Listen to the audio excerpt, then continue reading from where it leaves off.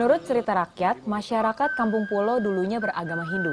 Lalu Arif Muhammad singgah di daerah ini karena mengalami kekalahan. Yang itu juga.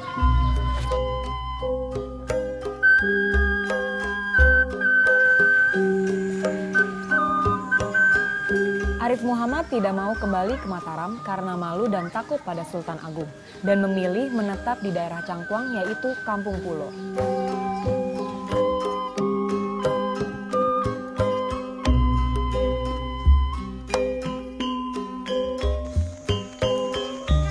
Beliau mulai menyebarkan agama Islam pada masyarakat Kampung Pulo sampai beliau wafat dan dimakamkan di Kampung Pulo.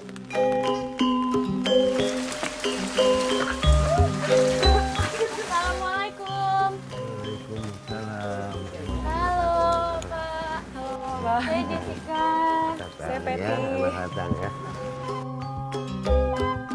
Kita pengen tahu ya soal sejarahnya Kampung Pulo kayak gimana. Iya, kalau kompleks rumah adat Kampung Pulo ini kita bersejarah diambil dari keturunan Sunan Arif Muhammad yang ada makamnya di atas tadi. Nah, disinilah yang ada 6 rumah ini atau 7 dengan musola itu diambil turunan dari Arif Muhammad. Punya anak 7, yang 6 perempuan, yang 1 laki-laki. Yang laki-laki dilambangkan masjid ini, yang perempuan dilambangkan yang 6 rumah ini. Makanya kampung adat ini diambil dari turunan Arif Muhammad. Itu awal sejarahnya.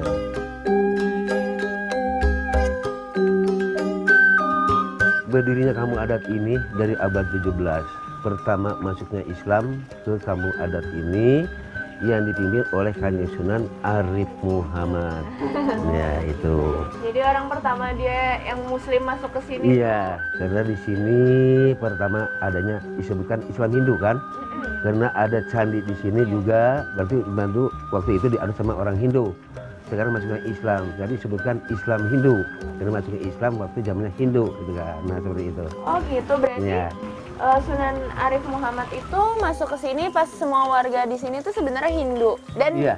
dia yang mengislamkan semuanya. Iya, iya, di Ay. sini, ya itu.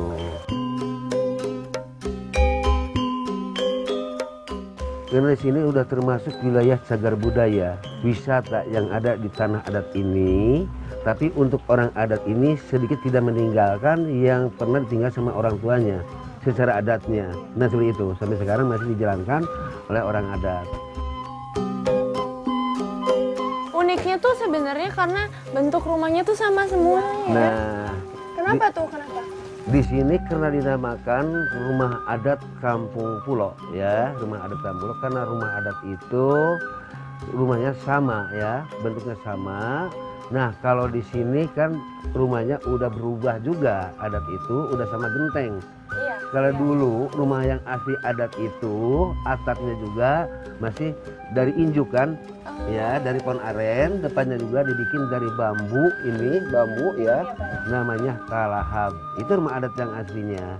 Tapi yang lainnya udah pakai genteng. Ini rumah adat asli, rumah adat ya. Jadi dari perubahan dari rumah adat ini. Terus kalau misalnya orang yang mau wisata nih pengen datang ke sini itu larangannya apa aja sih gitu?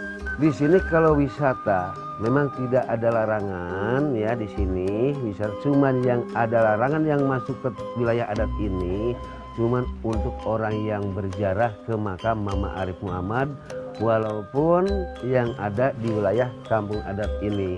Itu larangannya. Dari larangannya dari hari Selasa sore ya sampai besoknya hari Rabu sore itu sampai 1 malam ya. Tidak boleh jarak yang ada di tempat ini. Itu larangan yang tidak boleh. Gitu. Itu yang tidak bolehnya. Bukan untuk berkunjung, tapi untuk orang berziarah aja. Gitu. Oh jadi di hari-hari tertentu aja Iya, ya? iya, iya. Makasih ya Pak ya. Sama-sama. Iya, Pak. Makasih banyak Ya, loh makasih banyak ya Pak informasinya. informasinya. Oke kita pamit ya Pak ya. Iya. Pak, makasih banyak Pak. Nah, setelah mengetahui secara detail cerita tentang Candi Cangkuang dan Kampung Pulo langsung dari Abah Atang nih, ternyata tuh ceritanya unik dan kita tuh kayak, wah ternyata dari dulu tuh Indonesia tuh menyimpan keberagaman budaya ya dan maksudnya bisa sampai dilestarikan sampai sekarang itu salut banget sih sama mereka.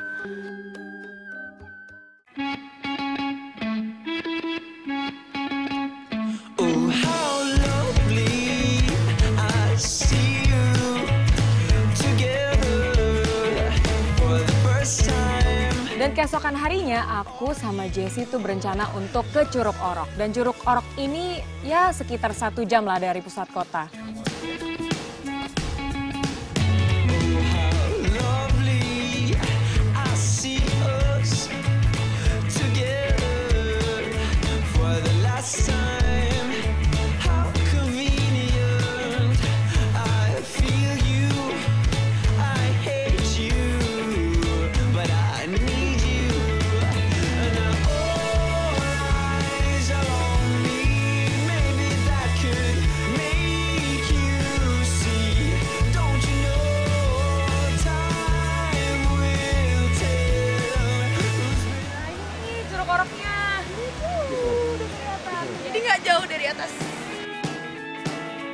Asal mula air terjun ini dinamakan Curug Orok. Karena menurut cerita masyarakat setempat, pada tahun 1968 ada seorang wanita muda yang membuang bayinya dari puncak air terjun. Sehingga air terjun tersebut dinamakan Curug Orok. Kalau dilihat dari bentuknya, curug ini mempunyai 2 curug, di mana yang besar melambangkan keberadaan ibu si bayi dan yang kecil melambangkan bayi tersebut. Air terjun ini berada di ketinggian 250 meter di atas permukaan laut. Dan air terjun ini memiliki ketinggian hingga 45 meter.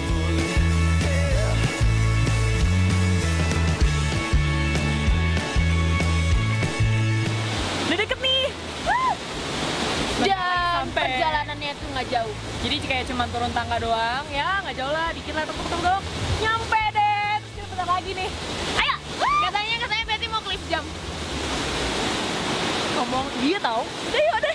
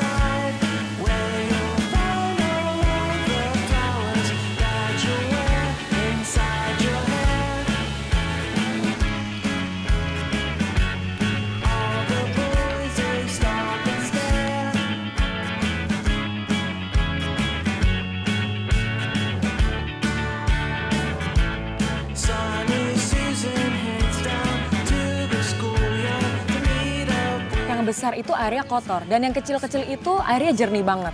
Kenapa? Nah, itu tuh gara-gara sebenarnya udah ada riset yang membuktikan bahwa kalau misalnya dari curug yang kecil-kecil dan warnanya bening itu tuh sebenarnya 0 bakteri. Dan itu tuh sudah dibuktikan selama 3 kali riset. Oh gitu, dan yang besar itu 1000 bakteri. Nah karena kita penasaran nih pengen cobain rasanya yang 0 bakteri. Ya udah, kira kita capcus cobain.